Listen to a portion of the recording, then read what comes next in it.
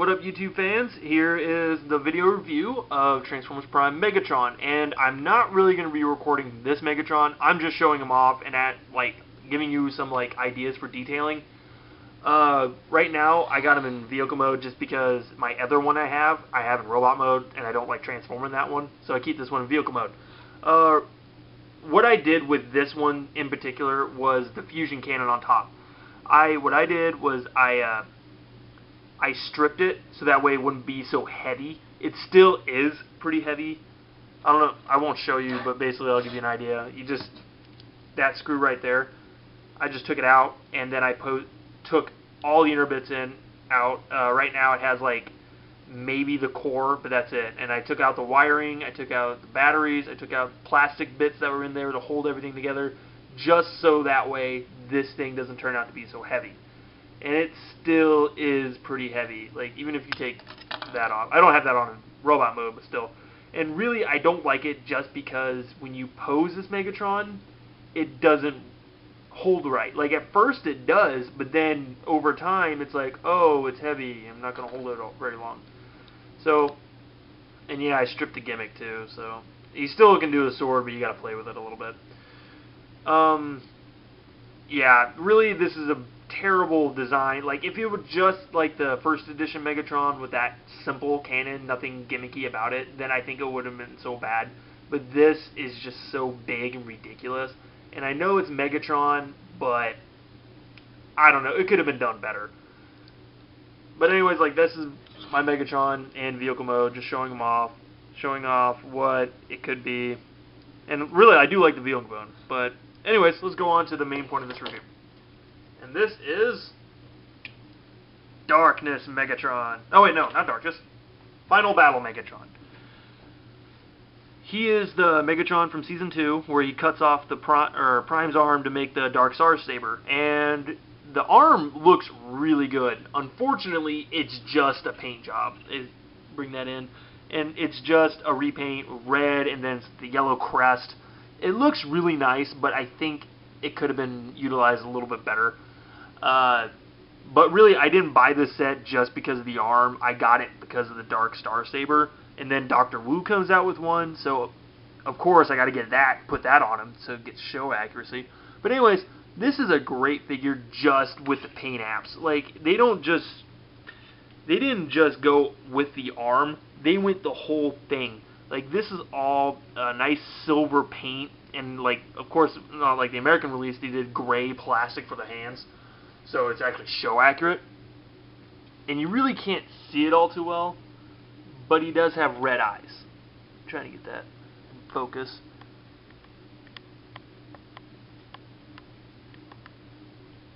Anyways, it's an okay design, and really you can't make this any better than you think, But they're red, so you don't have to worry about it. I think they're just painted over red, so you can't get the light piping you want. Anyways, I did have an idea of making because honestly, if you have a Megatron like I do, you could repaint the arm, because really all you do is just red coat of paint on top and on the side, and then on bottom they added black. You could, and even though it won't be as show accurate, you could just remold a crest into the arm using this ball joint, or this peg hole. I think that would be a good idea, just making a yellow one and then putting that in there and just extending it, so that way it would look more show accurate. And you can keep the original arm. I wouldn't mind that. Oh no, yeah, the bottom was painted black. So you get all around details, so you don't have any of that stuff coming through. He does have the Dark Energon port right there. I wish they kind of paneled over that to make it look like one different arm, because it does look exactly the same, which kind of annoys me, but at the same time, you can't really go wrong with it. It's still an awesome figure. For the second part of this review, I'll be going over the Dark Star Saber. And really, it's just a redo of the, I think it was called the Dark Caliber, which was all silver. It's a good sword, and I really like it. I like the black way better than the gold, or the silver, or the boring gray. But it's a translucent black, so I don't know, it's just not it's weird to me. I've never seen translucent black. It doesn't really it shows off the detail pretty well. Anyways, let's get them to individual pieces.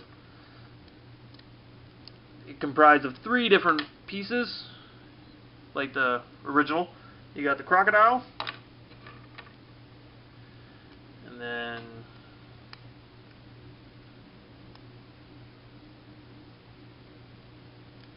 you got the bird. I think it's a vulture or a condor. I don't know. I've heard Bolt Matrix call a condor, so I don't know. And then you got the third one, which is probably the most complex, just because it has the most joints to it. But it turns into this. I don't remember what it's called, but it's like a or not Relicanth, but that's a Pokemon. Ancient Shellfish. That's what it is. Anyways, they each have individual weapon modes, and we'll go with this guy first since I have him. They're pretty unique. They're just a little weird, just because I don't like this one, for instance. It's like supposed to be a bow and arrow. It holds fairly nicely, but what I like to do is I like this a lot better. That's how I keep it. The alligator, he becomes a gun. You just fold up the head, collapse the arms or legs, kind of fold that down. Gun's a gun. Has the 4 gun holes there, even though it would be a terribly inaccurate gun because there's no center. Then you got the stock, which I thought was a nice little touch. The third guy, you get a cleaver, which I think is nice. It's a cool little weapon, but at the same time it's really lazy, just because this is the exact same transformation that he goes into sword mode. So, oh well. The other 2 are pretty good. For getting him into sword mode, you just kind of take this one, and if you would have it into bow and arrow mode, just kind of flip it like that. Tabs and everything. Comes the top of the blade. This, the alligator, you just pull this down. You can either keep it straight or off to the side or an angle. I keep it at an angle, looks cooler. And then you just open those up. Cleaver, keep as is. And really all you do for transformation is you just peg them in. There is a certain way that the longer one goes into the deeper hole, like so. And then, of course, the longer peg goes into the deeper hole. And you can keep these open if you want. Look like that. I close them, get some security, just because this part right here, it doesn't tab in very well. Like right now, it's like leaning forward and it's not tabbing in right. So, oh well. And what I do for mine, this was before I realized, because in Season 2, he always held the sword with this arm. I thought it was just because it was that's the prime arm, so he can only use the prime, or the Dark Star Saber with that arm. But then I realized, well, duh, that's his right arm. It's probably his dominant arm.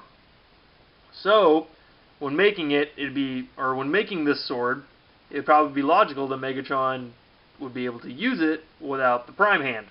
So, he can use it in Season 3, he uses it with either arm, or without this arm. But, for show accuracy, I use it with that arm. And what I do, just because whenever you push it in there, the part of the blade that's colored is facing outward. So what I do is just flip it. And it's still, like, there's a little bit of clearance. There's a gap in there. But if you just fold this up over it, you can't see it. And that way he can hold it just fine with that arm showing it off. Then you can get some pretty cool poses with him. Unfortunately, he has the Megatron syndrome where, oh my god, my weapons are so heavy. How will I hold them forever? You get the idea. Well, flopping out just because he can't. Well, that's the sword, not the arm. The arm, however, since, like, I didn't even play with this figure when I got him out. I just kind of, like, just got him out, put this together, put it in his arm, left it. And this is still just fairly loose, just because the arm is just, the ball joint is just so weak. And every Megatron I've seen, every time a new Megatron comes out, he comes with a huge weapon that just does the same exact thing. Unfortunately, there's no way to really rectify it other than probably adding tape around the ball joint, but over time that still kind of wears it out. Well, anyways, that's the video review of Final Battle Megatron.